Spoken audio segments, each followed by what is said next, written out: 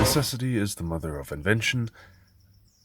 No, the invention is a mother of... okay, fuck that up. Right.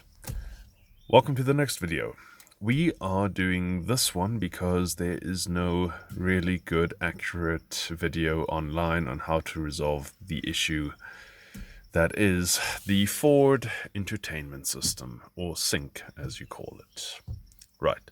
So, previous experience, my father, who owned this vehicle before me for 2 years, always drove around on SYNC version 2 point something. He had no idea how to update it. Not that he was a technophile, he listened to the radio, and that was it. Enter his legitimate son, as far as I know, who decides to upgrade it to SYNC 3 because of not Apple CarPlay, Android Auto, whatever you call it. Great. So how do you do this? You give this thing access to your wireless network, and then it will update itself. Sounds simple? Yeah. Not recommended. It is recommended that you update this thing via USB flash drive. So how do you do that? Well, that's not my biggest gripe here. So, this thing, I gave it access to the Wi-Fi. What did it do? Well, it happily updated the 2 gigs worth of information and then tried to update itself.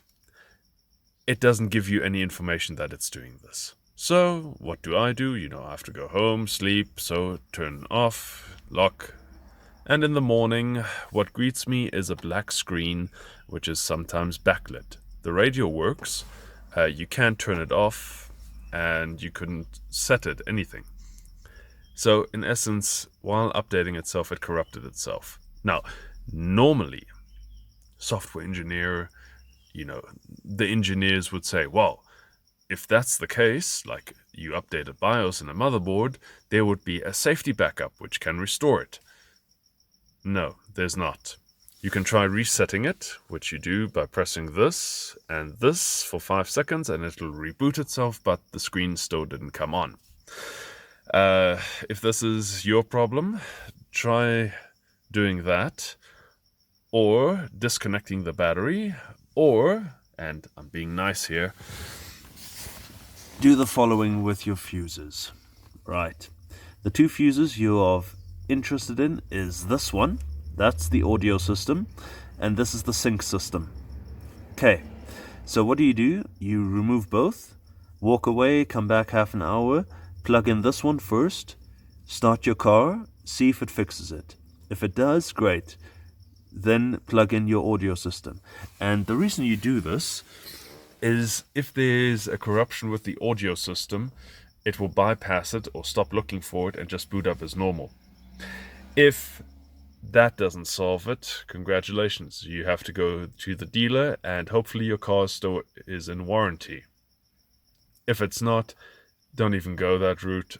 Go online, eBay or whatever, get yourself a third-party manufacturing solution which has got a lot more options, tweakability, the whole shebang. Okay, so that's that. Then, how do you update this thing? There's not a lot of options available. Come on, boot up. You can tell it to update itself via Wi-Fi, but I just explained to you that that is the biggest mistake you can do. For example, I brought the thing to the dealer, and because we are in Africa, don't fear the Reaper, how very fitting. My navigation was basically this. Still is. It was basically a big porridge color with that little arrow. We get to this shortly. Because we're in Africa and the computing unit is made in Malaysia, guess which maps were loaded by default? You guessed it, Malaysia. Nothing in South Africa. So I decided to fix it myself. How do you do this?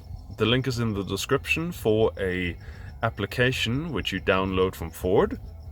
You have to install it, and then register yourself so they can send you marketing information about the latest anal toys and their cars, not to mention free lube jobs. I don't know if that applies to the car or you, but to each his own.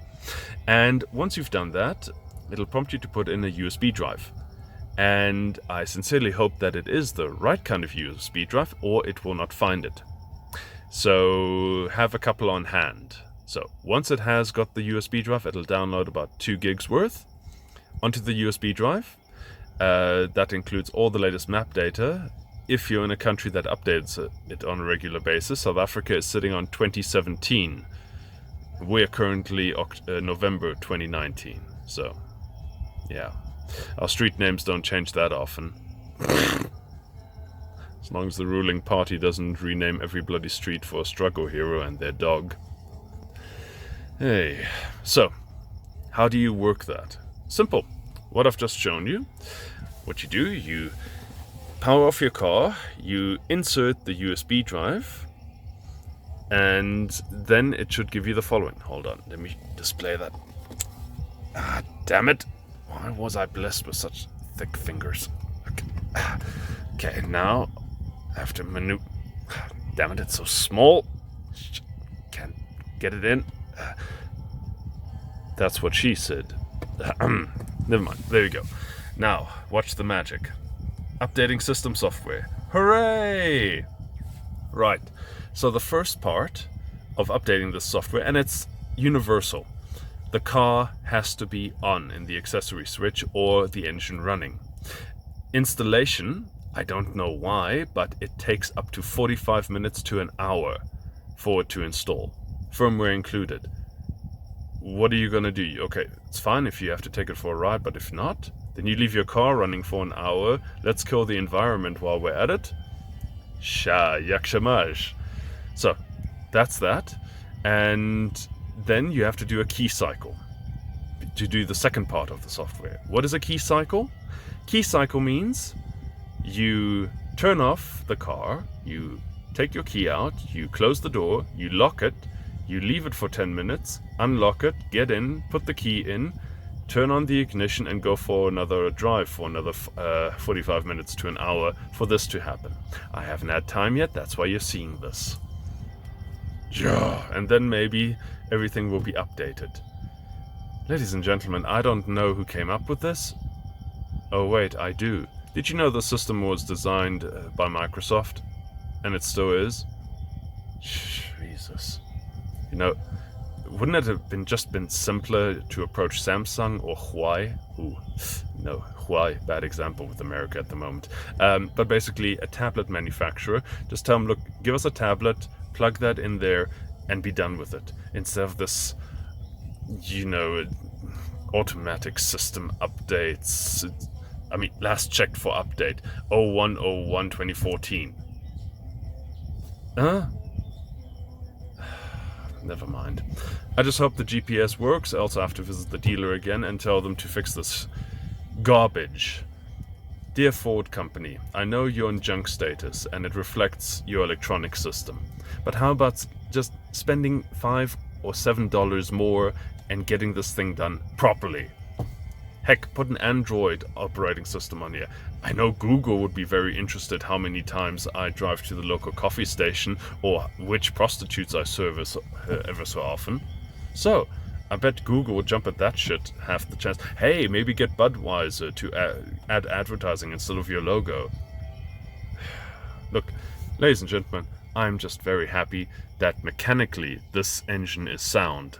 Okay, it's only got 47,000 kilometers and it's 2 years old, but at least it performs, it's great. Only the electronic system should be thrown out, hook, line, and sinker. So, I hope I answered most of your questions here. Let's see, updating maps, yeah. Life will kill you. Yeah, you better believe that too. GPS firmware update. I'll put some links in the description if you need it. And until then, remember, life will kill you.